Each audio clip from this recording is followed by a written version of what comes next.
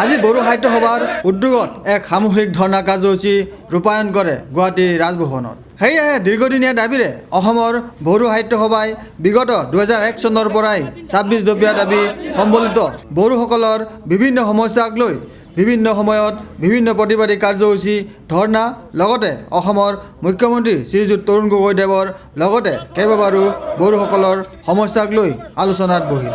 এই আলোচনাৰ মৰ্মে শ্ৰীযুত তৰুণ গগৈদেৱে বড়ো সাহিত্য সভাৰ সদস্যসকলক কথা দিছিল যে সেই সমস্যাবিলাক শীঘ্ৰেই সমাধান কৰা হ'ব। কিন্তু পৰিতাপৰ বিষয় যে মুখ্যমন্ত্ৰীয়ে দিয়া আশ্বাসক এতিয়াও পূৰণ কৰা নহ'ল তথা বড়োসকলৰ সমস্যাক কোনো গুৰুত্বই নিদিলে।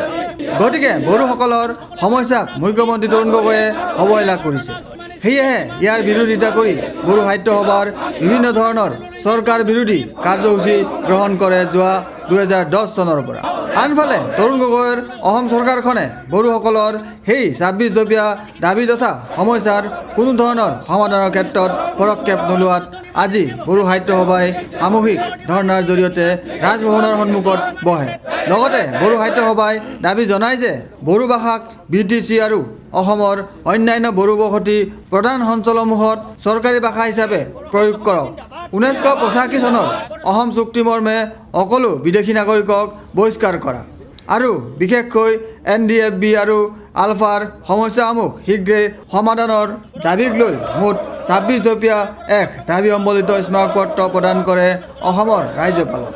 লগতে বড়োসকলৰ বহুমুখী সমস্যাক লৈ অসমৰ ৰাজ্যপালৰ হস্তক্ষেপ বিচাৰিছে বড়ো সাহিত্য সভাই। সেয়েহে আজিৰ এই ধৰ্ণাস্থলীৰ পৰা বড়ো সাহিত্য সভাৰ সভাপতি ডক্টৰ কামেশ্বৰ ব্ৰহ্মই কয়, আমাৰ বড়ো ভাষা আৰু অন্যান্য জনজাতীয় ভাষাৰ কাৰণে সুকীয়া সঞ্চালকলৈ আমি বিচাৰিছোঁ।